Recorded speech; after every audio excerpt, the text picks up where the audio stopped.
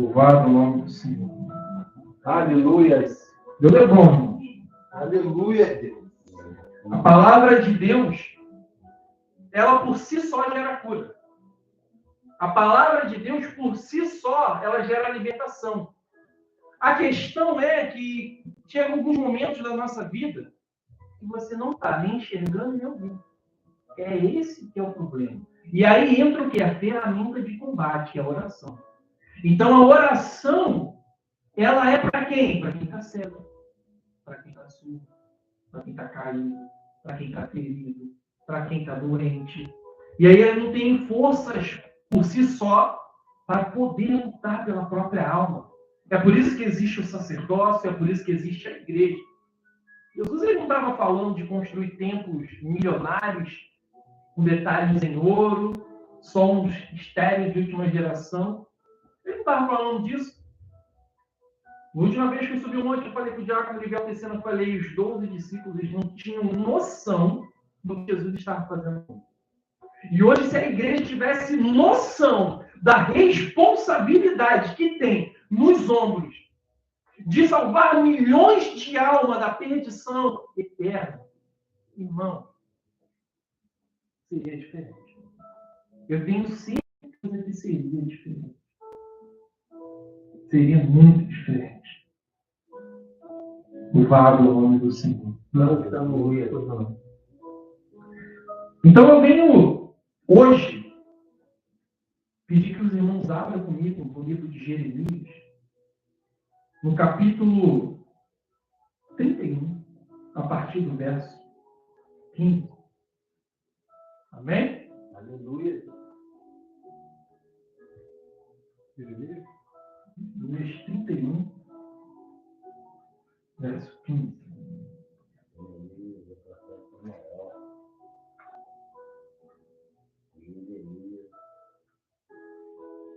Louvado ao nome do Senhor.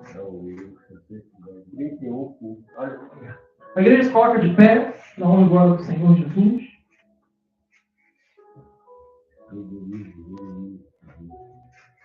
E se vocês vão conseguir acessar, não esqueci de botar tudo. 31, 15. 31, 15. Amém? Amém. Aleluias. E aí... 31, 15. 31, 15. Amém? Amém. Diz a palavra do Senhor, profeta Jeremias. Assim diz o Senhor, ouve-se uma voz em Ramá, pranto e amargo choro, é Raquel, que chora por seus filhos e recusa ser consolada, porque os seus filhos já não existem. Só que aí, isso é Deus falando através do profeta uma metáfora. Aí olha a resposta de Deus para ela que chora. Assim diz o Senhor, contenha o seu choro e as suas lágrimas, pois o seu sofrimento será recompensado. Declara quem? É Jeremias? Não. Declara o Senhor. Oh, aleluia! Eles voltarão da terra do inimigo. Por isso, há esperança para o seu futuro. Glória a Deus! Declara o Senhor. Seus filhos voltarão para a sua pátria. Amém, irmão? Aleluia. Feche os teus olhos no momento. Eu quero que você medite nessas palavras para que o Espírito Santo te conduza naquilo que precisa ser melhorado na sua vida. Sim, Deus. Eterno Deus, mais uma vez em oração e em tua presença pedimos, que o teu Espírito Santo conduza este culto de libertação. Esse culto de cura na alma, no Espírito. Pai, que o teu amor e a tua graça possam resplandecer sobre nós. Sim, Deus. Que o teu amor e a tua graça possam tirar de nós tudo aquilo, Pai, que é nocivo à nossa alma, nocivo à nossa mente, ao nosso corpo. Deus, querido, aleluia. Pai, nós repreendemos agora, Senhor, todo tipo de seta lançado por Satanás para tirar a igreja do eixo central da salvação. Deus. Aleluia, Pai. Desenvolve-se um alicerces aqui em vidas, Pai. Sim. Eu te peço, Pai, que homens e mulheres aqui neste ambiente passem nesse momento a ser colunas em sua casa. Eu sei, Deus, que foi falado sobre uma coluna de sal, mas eu peço a Ti, Pai, nesse momento, sobre uma coluna de rocha. Desenvolva algo, Pai, na vida dos Teus servos que nem eles vão entender. Pai, eu não tenho nem percepção do que o Senhor pode fazer na vida deles. E eu sei que é maravilhoso. Quanto mais eles que sabem a prova que estão passando. Então eu te peço, Pai, só uma coisa. Mostra 1% do teu poder a eles, Pai. Em nome de Jesus. Amém, igreja? Amém. Louvado seja o nome do Senhor. Pode se assentar dando glória a Deus. Glória. Louvado é o nome do Senhor. Texto de Jeremias, capítulo 31. O texto é maravilhoso por si só. A gente não precisa nem falar muita coisa. Mas a gente está num culto de cura e libertação. A gente precisa de trazer algo que vai mexer com a nossa alma. A gente precisa de algo que vai gerar uma mudança. Aleluia, Pai. Foi muito falado aqui sobre alimentação, sobre morte. É interessante. Você falar de morte dentro da igreja, que foi gerado pelo dono da vida, é interessante. A igreja, que foi uma instituição estabelecida por Jesus, o autor da vida, e aí você começa a falar de morte, é interessante. Estávamos vendo um vídeo nesses dias que perguntaram para o fogo, tá forte? É isso aí. E o fogo, não, forte é a água. E aí perguntaram, a água até é forte. Não, forte é o sol que me seca no calor. Sol é forte? Claro que não, rapaz. Forte mesmo. Vem ela, tampa o meu raio, faz sombra. Nuvem, então você é forte. Não, forte é a montanha. Porque quando eu vou em direção a ela, eu bato nela e me dissipo. Montanha, então você é a forte. Não. Forte é o homem que vem com seu equipamento limitado e faz construções e mexe na paisagem. Homem, então você é forte. Forte é Deus. Não. Forte é a morte que acaba com a minha vida. Morte, você é a forte, né? Eu até pensava que era. Levei alguns grandes homens que tinham intimidade com Deus, Abraão, Isaac, Jacó. Levei Moisés, Jeremias. Levei Ezequiel, Daniel. Só que, rapaz, passado um tempo, veio o filho de um carpinteiro pregando. O cara era bom. Morreu, pensei que eu ia ficar 3 dias. Fiquei 3 dias com ele. Mas ele me tomou a chave. Então, forte é Jesus. Aleluia. Então, quando a gente entende que no local onde quem é o líder, quem manda é Jesus, e existe por causa dele, e a gente vai falar da morte, é interessante, irmão. O cristão tem que falar mais da morte. Porque é a preocupação com a morte que nos faz querer buscar a vida eterna em Cristo. Aleluia. Foi falado sobre a morte na panela, 2 Reis, capítulo 4, verso 38. Eliseu, como homem de Deus, ele tinha muitos seguidores, muitos discípulos. A palavra diz que ele pede alguém para buscar alguns legumes, algumas coisas para fazer algo para comer. A minha tradução vai dizer que ele pega uma trepadeira, algo venenoso, coloca na panela. Quando alguém experimenta, fala, nossa, tem morte! Tem morte! O profeta, ele continua. Não, peraí, pega mais um ingrediente. Quer mudar o cenário de morte? Não tira o que está. Jesus, ele transforma novo, o que já está ali. Ah, mas não, eu vou transformar o aluno. Pega, não vai tirar nada, não. Jesus, ele vai vir no ambiente. Então, o que acontece? Ele fala, traz farinha. Ele mandou jogar o legume ruim da panela.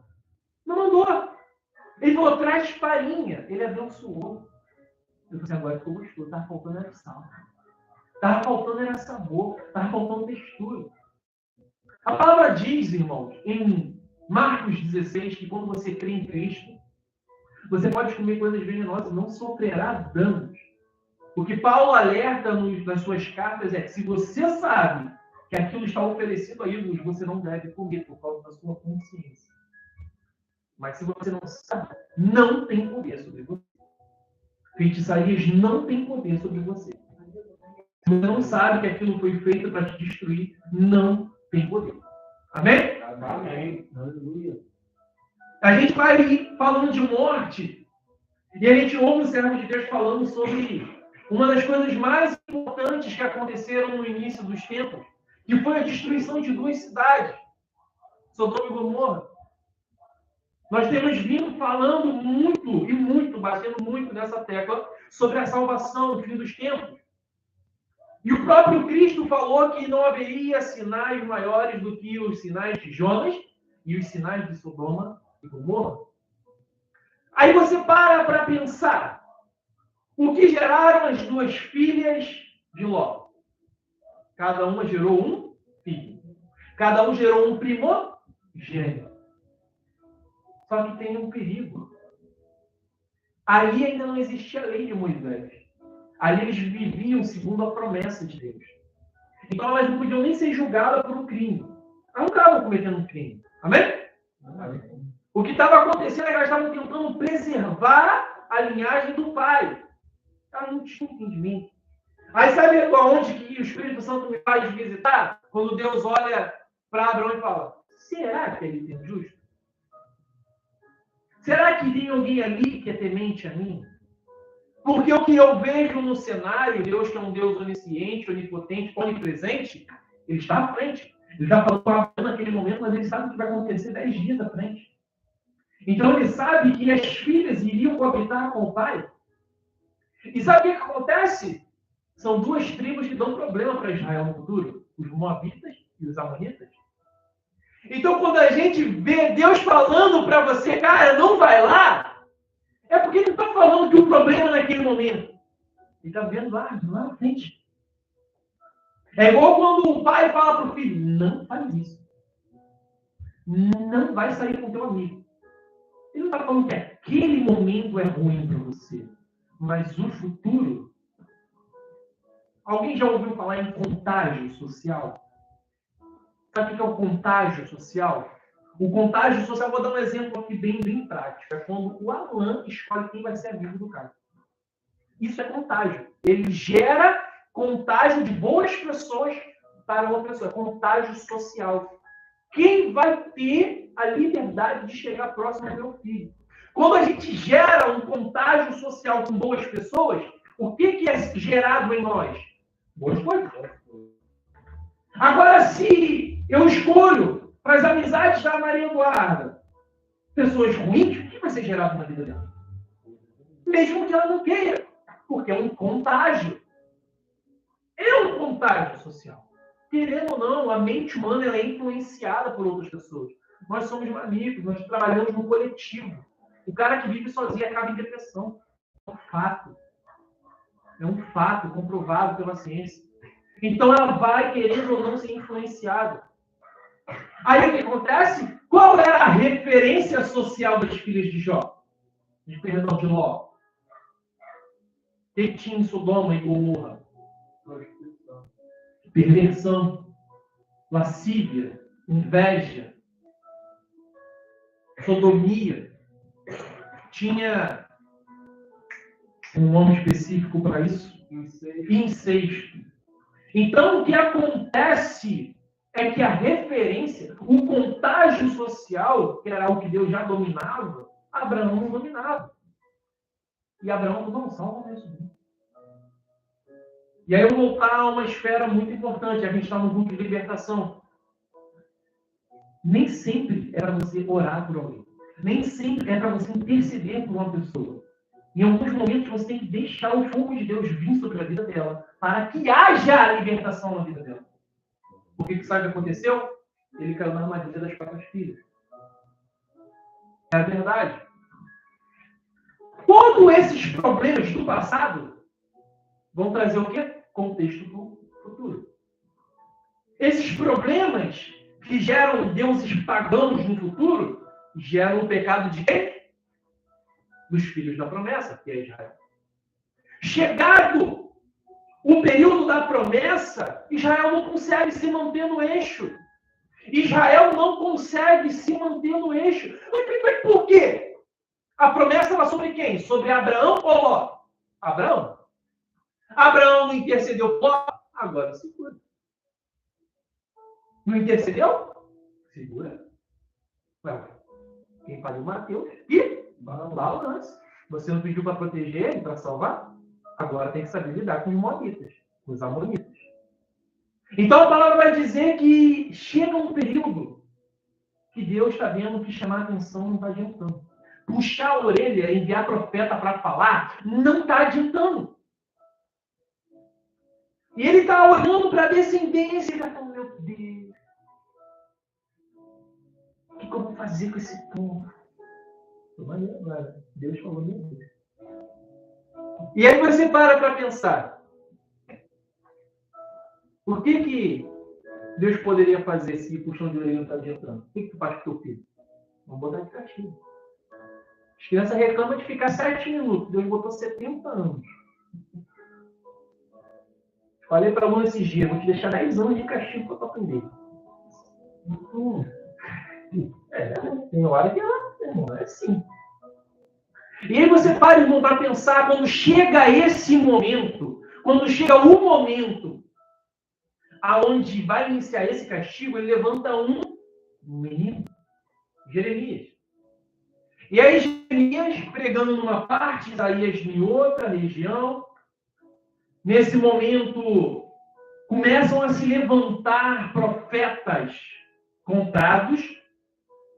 E esses profetas começam a falar que não é 70 anos, não é 2 anos. Deus está falando que é só 2 anos. Pode ir, pode deixar a propriedade aqui, não vai acontecer nada. Não? Pois bem. A palavra vai dizer, no verso 15, Deus declara para Jeremias, ouve-se em Ramá pranto e amargo choro. E Raquel que chora por seus filhos e recusa ser consolada. Quem era Raquel, irmãos? Ela foi esposa de quem? De Jacó. Ela era amada de Jacó. Ela era a esposa que Jacó queria. Ela era a perfeição que Jacó buscava. Sabe quem ela representa nos dias de hoje? A igreja. Ela é a igreja esperada pelo líder. Bonita. Valente. Pastora. Que cuida do rebanho. Raquel é a definição de tudo que uma igreja precisa. Só que ela tem uma coisa chamada orgulhosa. Ela recusa ser consolada. Mas, irmãos, esse orgulho dela é um orgulho bom. Porque ela não quer ser consolada por aqueles que não entendem a sua dor. E aí eu vou falar algo muito importante. Quero que você grave isso. Nem todo mundo que te consola quer ver você consolado. Nem todo mundo que te consola te quer ver consolado. Aleluia. Nessa metáfora, nós podemos entender o seguinte: cuidado com o tapinha nas costas. Cuidado quando você estiver passando por um problema e alguém fala, não, eu tenho uma solução para você. Eu sei o que você tem que fazer. O único consolo que você tem que buscar nos dias de hoje é o consolo de Cristo. Aleluia. Você tem que entender que o consolo de Cristo é o que você precisa. Nós estamos falando de cura em ambientes de morte, nós estamos falando de libertação em ambientes de morte. Então você tem que entender que para que isso aconteça na sua vida, não é aceitar a ajuda de qualquer um. Você tem que aceitar de Cristo. Você tem que abrir o seu coração para que seja transformado por Cristo. Sim. Porque quando você entende esse princípio, para que a sua vida seja liberta, olha o que acontece, Deus ele se declara. E quando Deus se declara, diz a palavra, assim diz o Senhor, contenha os seus filhos. E as suas lágrimas. Porque o choro, ele é extravagante. O choro você soluça. O choro você expõe para as pessoas, você acaba deixando as pessoas ouvir o seu murmúrio de tristeza. As lágrimas representam o quê? Quando você está tentando ocultar algo nos olhos, você está chorando em silêncio. E Deus fala, não, eu quero que você também enxugue as lágrimas. Eu quero que você engula o choro e eu quero que você enxugue as lágrimas. Por quê? Pois o seu sofrimento será recompensado. Quando a gente entende esses 2 versículos, acabou, irmão. Não tem mais o porquê você se sentir uma pessoa aprisionada ou perdida. Porque agora você sabe que o ambiente pode ser de morte. Mas ele envia pessoas de longe para trazer pão para a sua vida. Porque a palavra diz em 2 Reis 4:42, como foi lido pelo diácono, que estão todos ali reunidos, Eliseu falando, não pode comer. Chega um rapaz com 20 pães. Ah, mas como que 100 homens vão comer? Rapaz, já vai sobrar. E aí, irmãos, como toda administração ela tem que terminar em Cristo, eu quero que os irmãos abram comigo lá em Mateus. Louvado seja o nome do Senhor.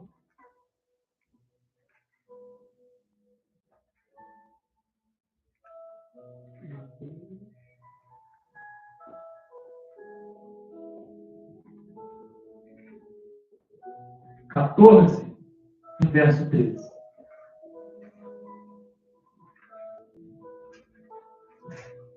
Mateus 14. Isso.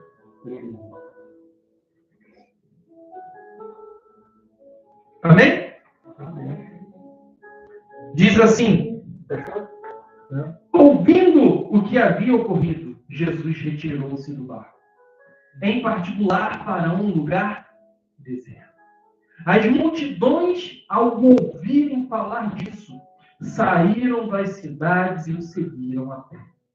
Quando Jesus saiu do barco e viu tão grande multidão, teve compaixão deles e curou os seus doentes. Ao cair da tarde, os discípulos aproximaram-se dele e disseram, este é um lugar deserto. E já está ficando tarde. Manda embora a multidão para que possam ir aos povoados comprar comida. Jesus responde, eles não precisam ir. Deem vocês algo para comer. E eles dizem, tudo o que temos são 5 pães e 2 peixes. Tragam-nos aqui para mim, disse ele. E ordenou que a multidão se assentasse na grama. Tomando os 5 pães e os 2 peixes, e olhando para o céu, deu graças e partiu os pães. Em seguida deu aos discípulos, e estes à multidão. Todos comeram e ficaram satisfeitos. E os discípulos recolheram 12 cestos cheios de pedaços que sobraram. Os que comeram foram cerca de 5.000 homens. E isso, irmãos, sem contar mulheres e crianças. Amém? Amém. Aleluia. Segura essa. Tu levou para 100 e Jesus levou para 5.000. 100? Eliseu. Jesus fez para 100. Se Eliseu pudesse entender o que Jesus ainda iria fazer no futuro, se ele pudesse entender o que Jesus estava para fazer no futuro, irmão, com certeza Eliseu tinha dado um show para os discípulos. Com certeza a resposta dele não seria apenas vai sobrar. Com certeza eu creio, irmãos, pela fé, que a resposta dele seria, cara, 100. Chegará um futuro em que o Messias vai multiplicar para 5.000. Só que o que eu quero que vocês entendam não é simplesmente a parte dos pães, eu quero que vocês entendam o cenário de morte. A palavra diz que nessa manifestação espiritual, nesse momento, nesse ambiente onde era falado de morte, a palavra diz que o ambiente era um deserto. E por ele ser um deserto, Jesus ele faz o quê? Ele tem compaixão. É por isso que quando nós lemos em Jeremias 31, no verso 2, que estando no deserto, o ambiente é escasso, é seco, é calorento, é cansativo, é estressante, é pesado, mas Jesus, estando no lugar, tem o quê? Tem alimento. Jesus, estando no ambiente, tem cura. Glória a Deus. Jesus, estando no ambiente, tem libertação. Porque o princípio da palavra é o quê? Cura. Primeiro ele ministra cura, depois ele libera alimento. Olha o cenário que Eliseu estava em 2 Reis. Primeiro foi um cenário de morte, e ele veio com a farinha e falou, não, agora você pode comer. Isso está gerando o quê? Cura. Porque se havia morte na panela, e ele não faz isso, quem comeu ia morrer.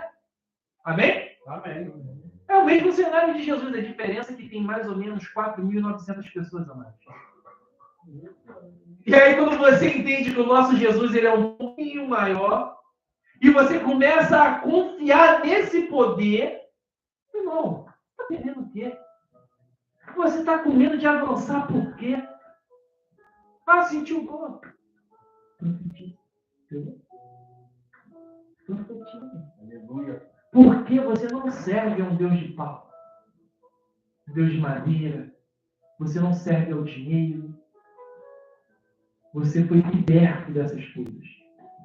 O seu relacionamento hoje é com aquele que conta os grãos de areia. Aleluia. O teu relacionamento hoje é com aquele que sabe o nome de cada peixe no mar, seja um cardume ou um simples tubarão. Você tem que entender que o seu relacionamento é com o autor da vida. Aquele que está falando contigo aqui hoje, cara, hoje você não vai avançar. Mas daqui a 1 ano, ninguém te para. Hoje, a tua vida vai ficar desse jeito, porque eu preciso que você passe por uma escola chamada vida.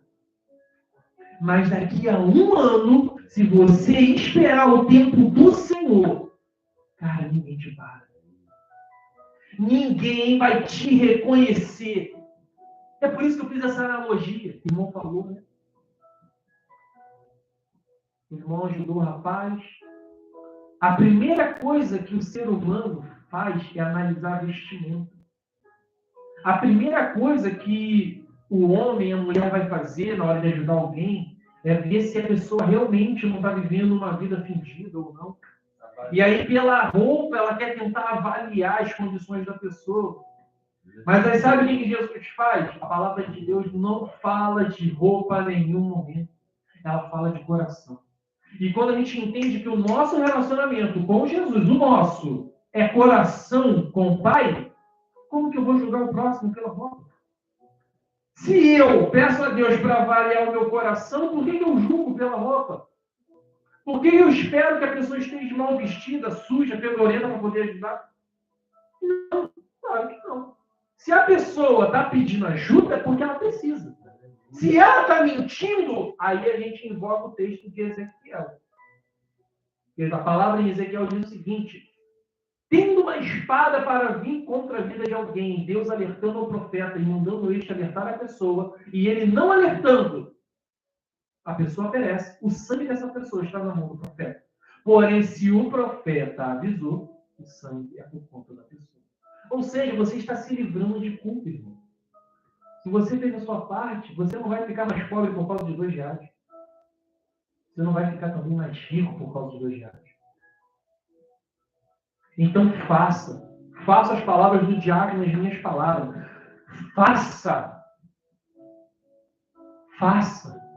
Você vai ver o resultado de Deus na sua vida. E eu quero fechar novamente em Jeremias 31, porque esse texto me impactou. E eu convido a igreja a se colocar de pé.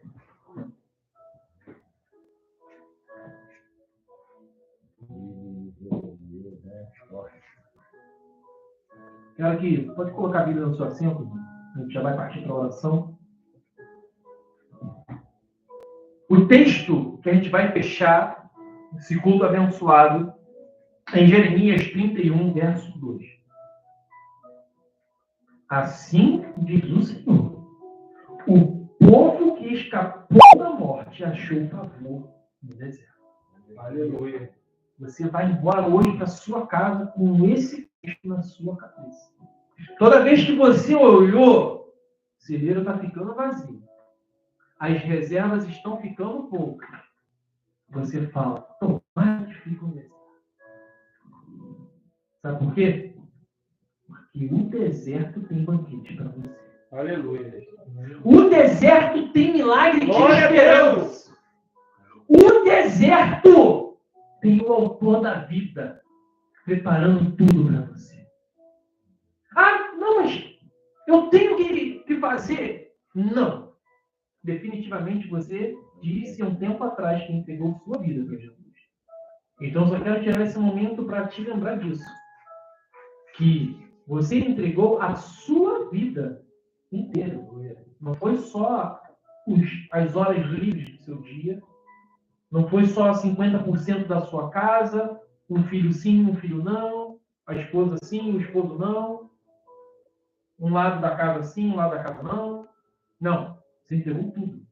E se você entregou tudo, deixa ele administrar. Deixa Jesus ser o gestor da sua vida. Amém? Coloca a mão sobre o teu coração nesse momento. Eu quero que você repita essas palavras comigo para que seja profetizado sobre a sua vida mudança. Senhor Jesus. Senhor Jesus. Meu coração hoje. Meu coração hoje está como um deserto. está como o deserto. Te esperando. Esperando. Com o meu milagre. Com o milagre. Traz a mudança. Traz a mudança. Traz a cura. Traz a cura. Traz a vida. Traz a vida. E seja seja o meu amado. Pai eterno, Criador do céu e terra. Aleluia. A tua igreja invoca a tua habitação. Sim, Deus. Pai, nós oramos para que o deserto em nosso coração, aleluia, seja preenchido com a sua presença gloriosa. Glória a Deus. Pai, neste momento, nós pedimos para que o teu amor invada Sim, essa Deus. terra seca, Pai, que nós chamamos de coração e que haja vida. Aleluia. Pai, nós profetizamos a cura e a libertação Glória a dos nossos entes queridos, Pai, dos nossos amigos. Nós te pedimos, Senhor. Sim, Pai. Aleluia. Restaure em nós, Senhor, aquilo que foi perdido. Restaura, Senhor, em nossa vida, um sorriso. Enxugue todas as lágrimas, ó Raquel. Enxugue as lágrimas, Raquel. Assim diz o Senhor. Aleluia, Pai. Engole o choro, porque tem recompensa vindo para ti. Sim, Deus. Tem recompensa te esperando. Ah, Jesus, Santo de Israel. Se o teu povo pudesse compreender a responsabilidade que o Senhor entregou aos nossos ombros, Pai, como seria diferente? É por isso, Pai, que eu profetizo nessa noite sobre corações em situação de deserto. Aleluia. Sobre corações em situação de sequidão. Em vidas, Pai, que estão, Pai, em situações de morte. Esperando a palavra do profeta. Então aqui é liberado. Se alimente nessa noite. Em nome de Jesus. Porque a morte perdeu a luta. Sim, Deus. A morte perdeu. Em nome de Jesus. Os teus planos prosperarão. Sim. Sua família irá prosperar. Sim, Deus. Seu ministério irá prosperar. Seu casamento irá prosperar. Deus. Sua vida social irá prosperar. Porque o nosso Deus é um Deus grande. É um Deus poderoso, onisciente, onipresente, onipotente. Ele sabe o que você está passando. Ele está te guardando para algo maior. Então, Pai, eu te peço. Toma o teu povo em tuas mãos nessa noite.